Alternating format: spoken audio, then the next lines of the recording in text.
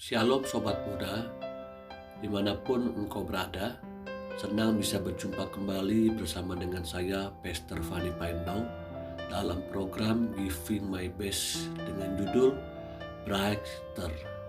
Mari sebelum kita mendengar firman-Nya, kita berdoa. Tuhan Yesus, terima kasih buat hari ini. Hamba percaya ada pesan Tuhan yang ingin Engkau sampaikan kepada orang-orang muda-Mu. Biarlah pesan ini boleh kuat dalam hidup kami, sehingga kami bisa lebih maksimal menjalani masa muda kami, terlebih lagi bagi kerajaan Allah. Kami butuh Roh Kudus yang menuntun dan menyertai pemberitaan firman-Mu hari ini. Ada kuasa di dalam firman Tuhan, ada kuasa di dalam Roh Kudus yang memampukan kami melakukan setiap firman-Mu. Haleluya, amin, amin. Teman-teman, orang-orang muda yang dikasihi oleh Tuhan Yesus, kegelapan membuat kita tidak dapat maksimal untuk melakukan segala sesuatunya dengan baik. Bahkan tidak ada satupun kita yang mau tinggal di dalam kegelapan. Analoginya saya bisa ambil contoh ketika listrik di rumah kita padam, maka cenderung kita berharap supaya listrik itu segera bisa menyala kembali, karena kita tidak bisa melakukan banyak hal di dalam kegelapan. Bahkan kegelapan itu membuat kita akhirnya tidak bisa maksimal untuk berbuat banyak hal. Yohanes pasal 12 ayat 46 katakan, "Aku telah datang ke dalam dunia sebagai terang, supaya setiap orang yang percaya kepadaku jangan tinggal di dalam kegelapan." Perkataan ini adalah perkataan daripada Tuhan Yesus sendiri. Dia datang ke dalam dunia ini untuk memberikan hidupku dan hidupmu ada di dalam terang. Karena Tuhan menghendaki supaya kita tidak lagi tinggal di dalam kegelapan. Kegelapan yang dimaksud ini apa? Tentunya adalah dosa. Segala perbuatan-perbuatan kedagingan-kedagingan kita yang sudah kita lakukan beberapa kali sebelumnya, bahkan masa lalu kita yang begitu kelam. Tentunya kalau kita melihat ke belakang, rasa-rasanya kita melihatnya seperti sebuah kejijikan di hadapan Tuhan. Kenapa saya harus berbuat seperti itu ya Kak? Saya baru sadar ketika saya ada di dalam Tuhan, ternyata itu perbuatan-perbuatan yang sangat menyakitkan hati Tuhan. Orang-orang muda, dengar baik-baik. Tuhan mau supaya kita tidak lagi tinggal di dalam kegelapan, karena Dia datang memberikan terang. Bahkan terang itu sendiri adalah hidupnya yang sudah mati di atas kayu salib buat saya dan teman-teman. Tuhan Yesus datang agar semua orang yang percaya kepada terang-Nya tidak lagi hidup di dalam kegelapan. So artinya kalau kita masih hidup di dalam kegelapan, kita menghina penderitaan dan kematiannya di atas kayu salib. Bahkan Ayub 18 ayat 5 katakan, hanya terang Tuhan yang mampu mengusir segala kegelapan. Karena di luar terang-Nya, di luar terang Tuhan, semua akan padam. Di dunia ini ada terang-terang yang lain.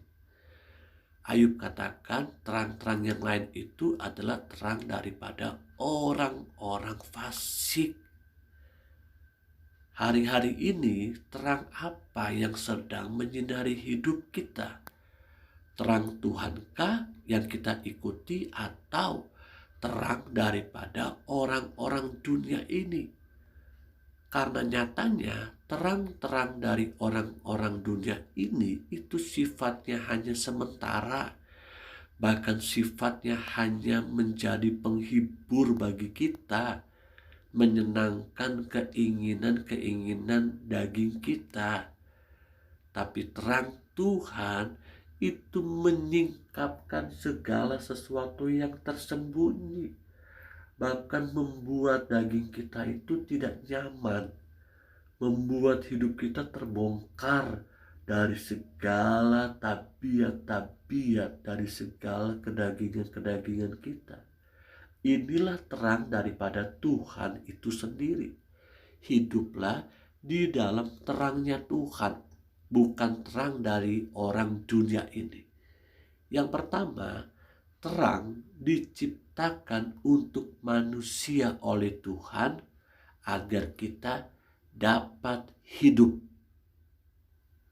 Kejadian pasal 1 ayat 1 sampai 4. Pada mulanya Allah menciptakan langit dan bumi. Bumi belum berbentuk dan kosong. Gelap gulita menutupi samudra raya, dan roh Allah melayang-layang di atas permukaan air. Berfirmanlah Allah, jadilah terang. Lalu terang itu jadi. Allah melihat bahwa terang itu baik. Lalu dipisahkannyalah terang itu dari gelap. Ayat-ayat yang kita baca ini adalah ayat-ayat di mana Allah menciptakan seisi dunia ini. Namun sebelum Dia menciptakan yang lain, maka yang diciptakan yang pertama adalah jadilah terang. Jadilah terang. Kenapa Allah menciptakan terang? Karena dunia pada waktu itu belum berbentuk dan gelap gulita. Bayangkan, kalau saja Allah menciptakan manusia di hari pertama, apakah akan ada tanda-tanda kehidupan di sana? Apakah manusia bisa bertahan hidup? Rasa-rasanya tidak mungkin, teman-teman. Karena itu Allah merencanakan terang itu harus ada lebih dahulu sebelum ada yang lain. Pesan ini sungguh kuat buat kita, bukan? Terang menjadikan kita mampu berbuat maksimal dalam hidup ini. 1 Petrus 2 ayat 9. Tetapi kamulah bangsa yang terpilih, imamat yang rajani, bangsa yang kudus, umat kepunyaan Allah sendiri, supaya kamu memberitakan perbuatan-perbuatan yang besar dari Dia yang telah memanggil kamu keluar dari kegelapan kepada terangnya yang ajaib. Coba lihat di sini, bahwa Dia, Tuhan, telah memanggil kita keluar dari kegelapan. Kenapa? Karena Dia adalah terang dan kita dituntun kepada terangnya yang ajaib. Jangan tukar terang Tuhan itu dengan terang yang lain. Jangan tukar terang yang ajaib itu dengan kenikmatan sementara di dalam dunia ini. Karena dunia berusaha untuk menawarkan kepada kita supaya kita tidak hidup di dalam terangnya yang ajaib. Dengan apa? Banyak sekali tawaran-tawaran dunia ini. Kita hidup dalam kegelapan free sex, kita hidup dalam kegelapan pornografi, kita hidup dalam kegelapan pesta pora, kita hidup dalam kegelapan hobi yang mengikat kita, kita hidup dengan kegelapan narkoba, dan masih banyak lagi tawaran-tawaran dunia, dosa-dosa yang begitu menggiurkan dan mengikat kita, sehingga kita terikat dan tidak bisa hidup dalam terangnya yang ajaib. Undanglah terang itu masuk dalam hidupmu, maka terang itu akan membongkar dan mengusir segala kegelapan. Yang kedua, terang sejati hanya ada di dalam Yesus. Di luar dirinya hanya ada yang namanya kegelapan. Yohanes 8 ayat 12 katakan, maka Yesus berkata pula kepada orang banyak, katanya, akulah terang dunia. Barang siapa mengikut aku, ia tidak akan berjalan dalam kegelapan, melainkan ia akan mempunyai terang hidup. Coba lihat, Yesus mengatakan dirinya bahwa dia adalah terang dunia. Siapa yang mengikut dia, dikatakan dia akan memiliki terang hidup itu sendiri. Tadi saya katakan di awal, dunia juga memiliki terang. Namun terang daripada dunia ini itu sifatnya sementara. Namun terang daripada Tuhan dikatakan di sini dalam bagian terakhir ayat ini, terang hidup. Saya diingatkan dengan satu jargon iklan, ya, terus terang, terang terus, begitu. Namun di sini Yesus mengatakan bukan terus terang terus, tapi terang hidup. Tidak mungkin terang itu sirna, terang yang daripada Tuhan. Tapi terang daripada Tuhan membuat saya dan teman-teman hidup menjadi lebih hidup. Hidup lebih dari sekedar hidup. Inilah yang ditawarkan terang daripada Tuhan Yesus sendiri buat kita. Yohanes pasal 1 ayat 4 sampai dengan 5 dalam versi terjemahan baru katakan, dalam dia ada hidup, dan hidup itu adalah terang manusia. Terang itu bercahaya di dalam kegelapan, dan kegelapan itu tidak menguasainya. Dalam versi firman Allah yang hidup, dikatakan, di dalam dia ada hidup kekal, dan hidup inilah yang memberi terang kepada segenap umat manusia. Hidupnya adalah terang yang bersinar menembus kegelapan, dan kegelapan tidak akan pernah dapat memadamkan terang itu. Wow, amazing. Kenapa? Karena terang yang daripada Tuhan bukan saja memberikan kepada kita hidup, namun terang yang daripada Tuhan dikatakan tidak akan pernah dapat memadamkan terang itu, sekalipun kegelapan ada di depan mata kita. Teman-teman, miliki terang hidup itu, miliki terang daripada Tuhan. Sekali lagi saya mau tantang teman-teman, ya, untuk berdoa saat ini, minta terang daripada Tuhan itu masuk dalam hidupku dan hidupmu, supaya dimanapun kita berada, kita itu dapat dipakai oleh Tuhan untuk menuntun orang-orang di luar sana yang masih hidup dalam kegelapan, sehingga kehadiran kita dapat mengusir kegelapan itu dan menuntun orang-orang itu untuk hidup dalam terangnya yang ajaib, terang daripada Tuhan. Inilah yang Tuhan mau. Kita memang tidak bermain-main dengan kuasa-kuasa kegelapan, tapi ketidakhadiran Yesus, terang sejati itu dalam hidup kita, justru mengakibatkan kegelapanlah yang menguasainya. Saya percaya teman-teman tidak memiliki simpanan-simpanan seperti pergi ke dukun, percaya kepada orang-orang pintar, para paranormal gitu ya. Lalu zodiak, ramalan bintang, ya. Saya percaya teman-teman tidak terikat dengan hal itu. Kalaupun ada di antara teman-teman terikat, segeralah bertobat, akui dosamu. Tapi ketidakhadiran Yesus dalam hidup kita, justru itu pun kita sudah tinggal di dalam kegelapan. Dan kegelapan itu atau dosa itu mengikat kita karena tidak ada Tuhan. Yang ketiga, terang harus dijaga dan dibersihkan agar dapat terus mengusir kegelapan. Jika teman-teman memiliki sebuah senter atau lampu, Jika penuh dengan debu, maka harus dibersihkan supaya dapat bersinar lebih terang. Amsal 4 ayat 18 katakan, tetapi jalan orang benar itu seperti cahaya fajar, yang kian bertambah terang sampai rembang tengah hari.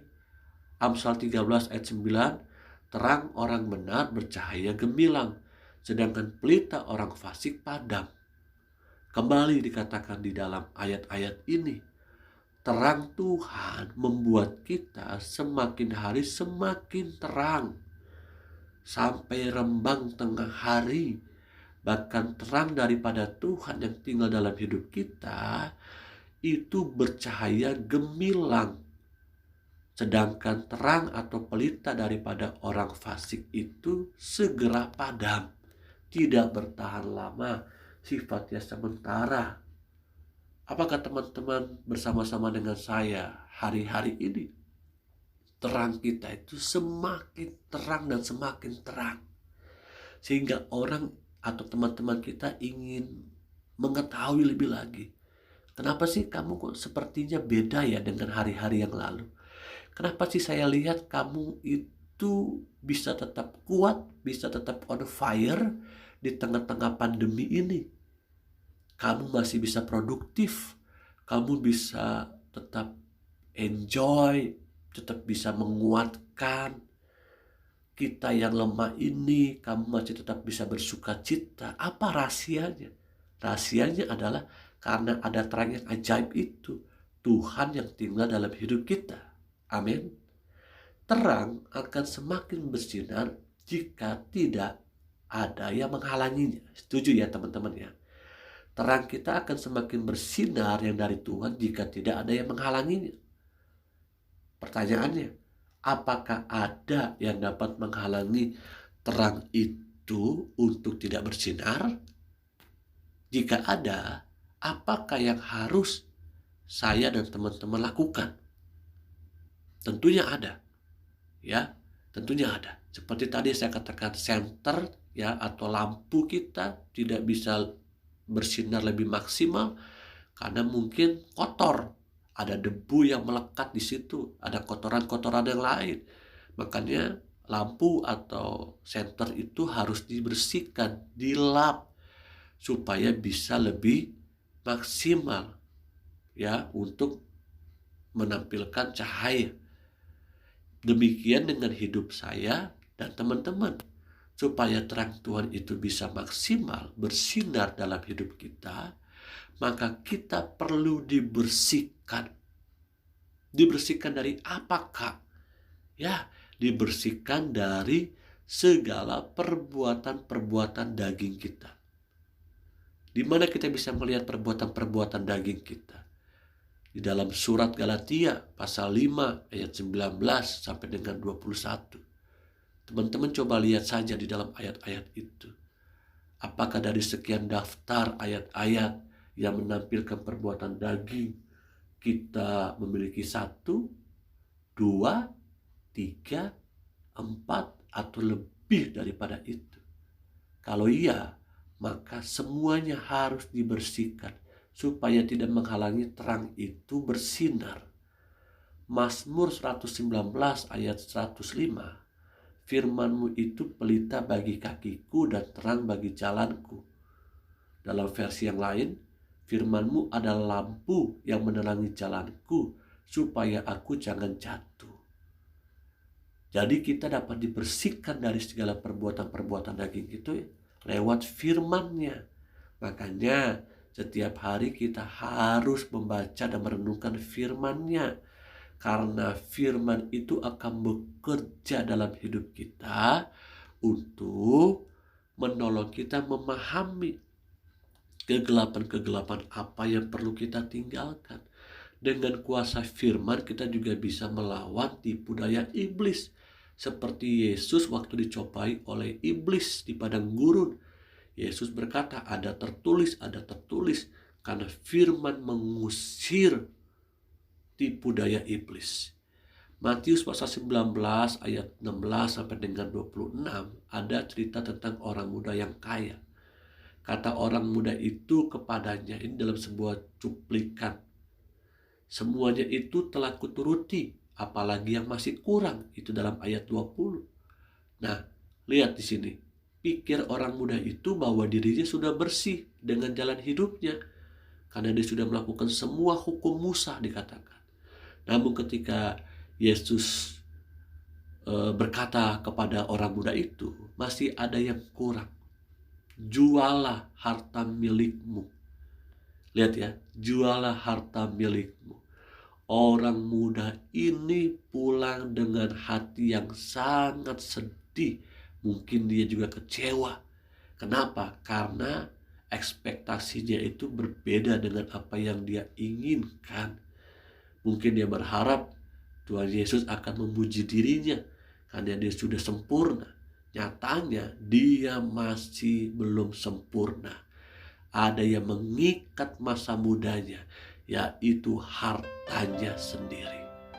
Bagaimana dengan hidupmu saat ini? Siapa yang masih mengikat dirimu?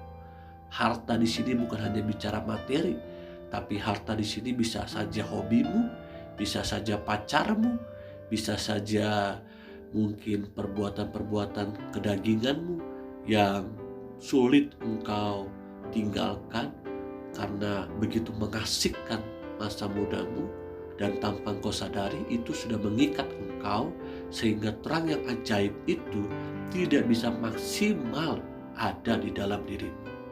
Kalau masih ada, bertobatlah teman-teman supaya engkau tidak sedih hati seperti orang muda ini. 2 Timotius pasal 2 ayat 21 katakan, orang yang membersihkan dirinya dari semua yang jahat, orang itu akan dipakai untuk keperluan yang istimewa. Wow, ia menjadi milik yang khusus dan berguna bagi tuannya. Ia disediakan untuk dipakai bagi setiap pekerjaan yang baik. Dalam versi bahasa Indonesia modern kekinian dikatakan di sini, kalau engkau dan saya, teman-teman, dengan baik mau dipakai oleh Tuhan dengan begitu istimewa, maka kita perlu membersihkan diri kita dari semua yang jahat itu. Karena Tuhan tidak bisa memakai hidup kita dengan maksimal kalau terangnya yang ajaib itu terhambat bersinar karena ada perbuatan-perbuatan jahat yang belum kita tinggalkan. Teman-teman, ada sebuah statement mengatakan keterbukaan adalah awal daripada sebuah pemulihan. Kalau teman-teman terbuka satu terhadap dosamu, maka itu akan dipulihkan satu. Terbuka dua, maka akan dipulihkan dua. Semakin banyak teman-teman mengakuinya di hadapan Tuhan, semakin banyak yang akan dipulihkan. Dan semakin cepat teman-teman mengakuinya, maka semakin cepat engkau dipulihkan dan dipakai Tuhan. Amin. Mari kita berdoa. Tuhan Yesus, terima kasih buat hari ini. Pesan Tuhan sangat kuat supaya hidup kami lebih terang daripada biasanya, karena ada terang yang ajaib yang Tuhan berikan bagi kami. Mari angkatlah kedua tanganmu, terimalah berkat Tuhan, terimalah kasih karunia Allah Bapa, cinta kasih sayang putranya Tuhan Yesus Kristus, pertolongan penghibur Roh Kudus menyertai hidupku dan hidupmu hari ini sampai selama-lamanya Yesus datang kali yang kedua. Haleluya. Amin. Kiranya firman Tuhan ini menolong kita semua teman-teman untuk lebih terang lagi hidupnya, karena ada terang yang ajaib daripada Tuhan. Tinggalkan dosamu, bertobatlah dan akuilah dosamu supaya terang Tuhan itu bersinar lebih dalam hidupmu dan banyak orang dapat melihat terang itu dan engkau tidak lagi hidup di dalam kegelapan dunia ini. Bagikan pesan firman Tuhan ini kepada komunitasmu, kepada gerejamu, kepada sahabatmu, kepada teman-temanmu dimanapun mereka berada. Roh Kudus penolong kita, menyertai kita sampai ketemu kembali dalam Giving My Best berikutnya. Amin.